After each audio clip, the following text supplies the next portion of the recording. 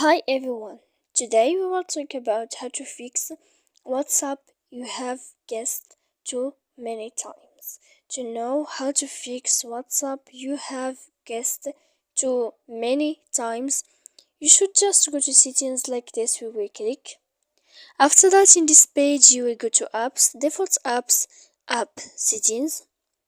When you will see this list, you will go down to find the application of WhatsApp and you will enter.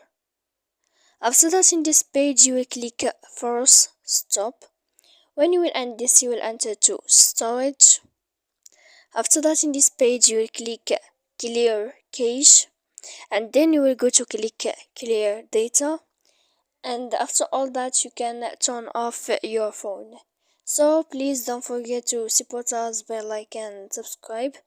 See you next time in another video, and thank you for watching.